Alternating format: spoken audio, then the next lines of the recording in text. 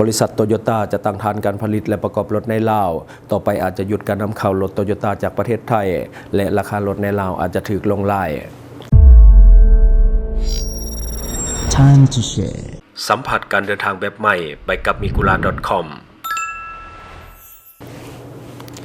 สวัสดีท่านผู้ชมกลับมาพบกับรายการทำทุกแสสำหรับหัวข้อข่าวที่เราอยากจะนำเสนอในวันนี้ก็คือเกี่ยวข้องกับข่าวดีที่หลายคนกำลังอยากจะได้รถใหม่เพราะว่าตอนนี้ก็คือบริษัทโตโยต้ามีแผนที่จะตั้งฐานการผลิตและก็ประกอบรถในลาวต่อไปอาจจะได้หยุดการนำเข้ารถโตโยต้าจากประเทศไทยและราคารถโตโยต้าในประเทศลาวอาจจะมีราคาที่ถูกลงไล่หลังจากมีข่าวเกี่ยวกับเรื่องของแผนการสร้างโรงงานประกอบโตโยต้าในสปป.ลาวที่ได้รับความสนใจจากสังคมอย่างกว้างขวาง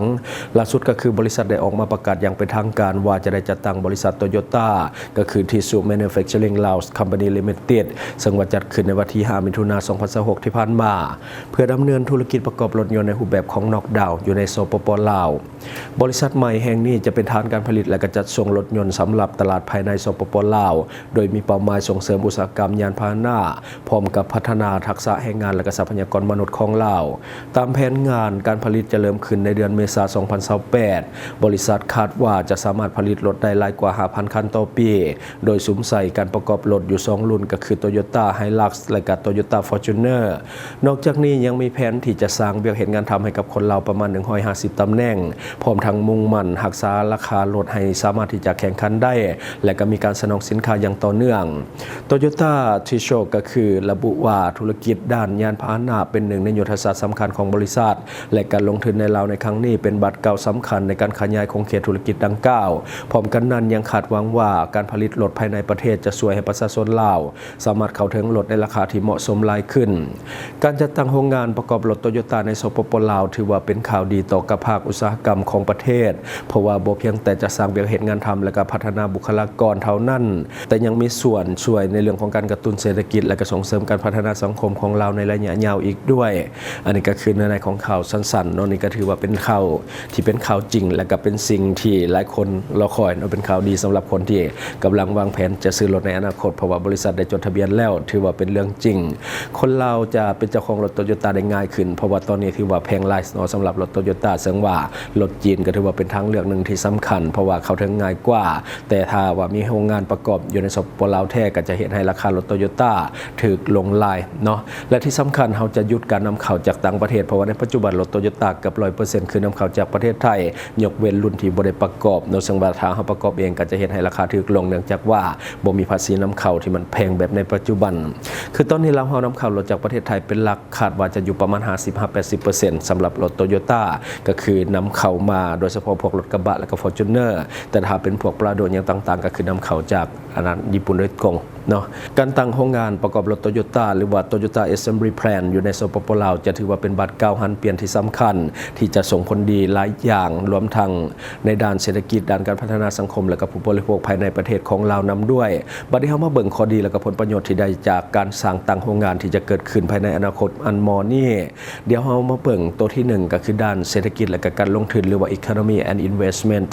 ก็คือจะช่วยดึงดูดการลงทุนจากต่างประเทศหรือว่า FDI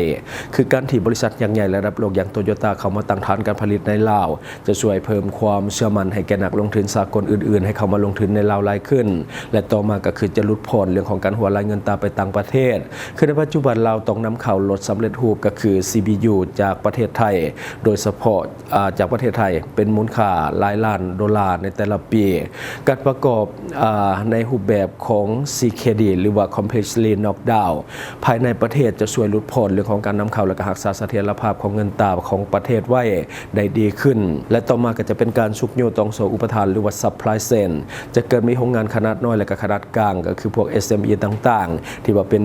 คู่ค่าเพื่อผลิตสินส่วนเป็นผู้ที่ว่าป้อนให้กับโรงงานเช่นพวกโรงงานผลิตเบาะหรือว่าผลิตยางรถสายไฟสินส่วนยางหรือว่าพลาสติกและก็ต่างๆภายในประเทศและข้อดีด้านที่2ก็คือการสร้างงานและการพัฒนาบุคลากรหรือว่า Employment and Skill Development ก็คือสร้างเวียกเฮ็ดงาน ทำโรงงานประกอบรถยนต์ขนาดใหญ่ต้องการพนักงานจำนวนหลายทั้งในภาคการผลิตวิศวกรฝ่ายบริหารและก็โลจิสติกและก็ฝ่ายเทคนิคและก็มีการยกระดับฝีมือแรงงานก็คือพนักงานและก็วิศวกรลาวจะได้รับการถ่ายทอดเทคโนโลยีระบบการคุ้มครองการผลิตมาตรฐานสากลเช่นระบบ TPS หรือว่า Toyota Production System และก็วิทยาศาสตร์การผลิตที่ทันสมัยแรงงานลาวจะมีทักษะสูงขึ้นในระดับภาคพื้นและมาเบิ่งผลประโยชน์ข้อที่3ที่จะได้ก็คือผลประโยชน์ต่อกับผู้บริโภคภายในประเทศนั่นเองหรือว่า Consumer Benefits ราคารถอาจจะถูกลงในรถที่ว่าประกอบภายในประเทศจะได้รับผลประโยชน์ทางด้านภาษีนำเข้าที่ต่ำกว่ารถที่นำเข้าจากต่างประเทศแบบสำเร็จรูปเห็นให้ต้นทุนลดลงและกับผู้บริโภคในลาวมีโอกาสที่จะซื้อรถในราคาที่จับต้องได้ง่ายขึ้นและต่อมาก็จะเป็นการบริการหลังการขายและก็อะไหล่ที่ว่องไวขึ้นเมื่อมีโรงงานตั้งอยู่ภายในนอกก็คือคลังสะสมอะไหล่และก็สินส่วนต่างๆจะมีความพร้อมสูงและก็การสนองอะไหล่ให้กับศูนย์บริการทั่วประเทศจะไวขึ้นและก็ค่าใช้จ่ายในการบำรุงรักษาอาจจะลดลงและข้อดีข้อที่4ก็คือโครงสร้างพื้นฐานและก็ภูมิศาสตร์เรื่องของการเมือง Infrastructure and Logistics ก็คือนำใส่ผลประโยชน์ด้านทางรถไฟลาวจีนเราสามารถที่จะกลายเป็นฐานการผลิตเพื่อส่งออกรถยนต์หรือว่าสินส่วนไปยังประเทศจีนหรือว่าอาเซียนโดยที่นำใส่เส้นทางรถไฟลาวจีนและก็เส้นทางด่วนซึ่งจะช่วยให้ระบบโลจิสติกมีความทันสมัยและก็ประหยัดต้นทุนและต่อมาก็คือการพัฒนาเขตอุตสาหกรรมคือเขตอ้อมข้างโรงงานจะมีการพัฒนาพื้นฐานโครงสร้างเส้นเรื่องของระบบไฟฟ้าระบบน้ำประปาและก็เส้นทางคมนาคมรวมทั้งระบบโทรคมนาคมที่มั่นคงเพื่อรองรับอุตสาหกรรมหนักและข้อดีข้อที่5ก็คือการเพิ่มรายรับให้กับรัฐบาลหรือว่า government revenue เก็บรายรับจากอากรได้หลายขึ้นก็คือรัฐบาลจะมีรายรับที่มั่นคงในระยะยาวจากอากรกำไรของบริษัทและก็อากรมูลค่าเพิ่มหรือว่า VAT จากการขายภายในและก็ส่งออกรวมทั้งอากรรายได้ของบุคคลก็คือพวกพนักงานจำนวนหลายที่ว่าเฮ็ดเวียกให้กับระบบอุตสาหกรรมนี้สรุปง่ายๆก็คือถ้าหากว่าโตโยต้ามาตั้งโรงงานประกอบรถอยู่ลาวมันจะบ่แม่นเพียงแต่การผลิตรถยนต์เท่านั้นแต่มันคือการยกระดับโครงสร้างอุตสาหกรรมของลาวจากประเทศที่ว่าพึ่งพาทรัพยากรธรรมชาติและกสิกรรมให้กลายเป็นประเทศที่มีอุตสาหกรรมการผลิตเทคโนโลยีขั้นสูงและก็สร้างความเข้มแข็งให้กับเศรษฐกิจลาวในระยะยาวอย่างแท้จริงและวันนี้เฮามาเบิ่งความรู้เพิ่มเติมในหนึ่งเกี่ยวกับเรื่องของโตโยต้าเพราะว่าฐานการผลิตของโตโยต้านี่มีอยู่ทั่วโลกวันนี้เฮามาเบิ่ง10ฐานการผลิตของโตโยต้าที่ใหญ่ที่สุดเนาะก็จะเอาแต่10อันดับมาให้ท่านผู้ชมได้เบิ่งนํกันอันดับที่1ก็คือ Toyota Motor Manufacturing Kentucky ตั้งอยู่ประเทศสหรัฐอเมริกาและอันดับที่2ก็คือ Toyota Motor Thailand ที่มีอยู่บันโพและก็สำโรง Gateway Complex ตั้งอยู่ในประเทศไทยและอันดับที่3ก็คือ Suzuki Plant ตั้งอยู่ในประเทศญี่ปุ่นตัวที่4ก็คือ Takaoka Plant ตั้งอยู่ประเทศญี่ปุ่นและตัวที่5ก็คือ Tahara Plant ตั้งอยู่ประเทศญี่ปุ่นเช่นกันและตัวที่6ก็คือ Toyota Kirloskar Motor ตั้งอยู่ประเทศอินเดียและตัวที่7ก็คือ GAC Toyota Manufacturing ตั้งอยู่ประเทศจีนตัวที่8ก็คือ FAW Motor Manufacturing ตั้งอยู่ประเทศจีนและตัวที่9ก็คือ Toyota Motor Manufacturing Indiana ตั้งอยู่ประเทศสหรัฐอเมริกาและตัวสุดท้ายตัวที่10ก็คือ Toyota Motor Manufacturing Texas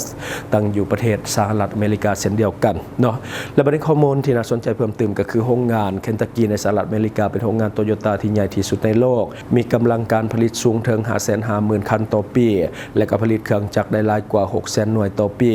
และสำหรับในประเทศไทยแม้ฐานการผลิตโตโยต้าที่ใหญ่ที่สุดในอาเซียนและก็เป็นศูนย์กลางเรื่องของการผลิต Hilux และก็ Fortuner ที่ส่งออกไปขายหลายกว่า100ประเทศทั่วโลกโดยมีกำลังการผลิตประมาณ 770,000 คันต่อปี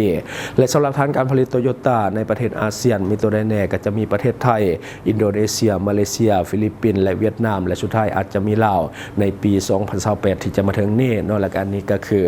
สิ่งที่เป็นเก็บความรู้เล็กๆน้อยๆที่เฮาเก็บมาเล่าสู่ฟังเนาะสำหรับท่านใดที่ว่ากำลังมีแผนที่จะเก็บเงินซื้อรถเตรียมเงินไว้เนาะประมาณปี 2028 จะ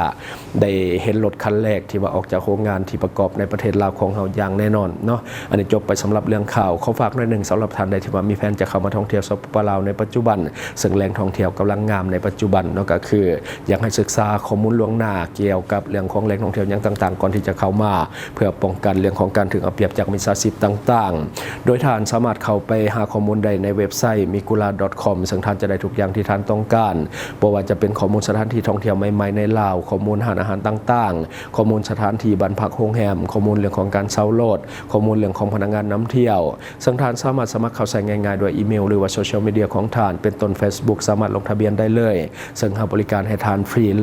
100% สำหรับ รับท่านที่ว่ายังสมัครบ่เป็นสามารถกดเข้าเบิ่งคลิปภายใต้คอมเมนต์ของเฮาซึ่งเฮาจะเฮ็ดคลิปสอนเอาไว้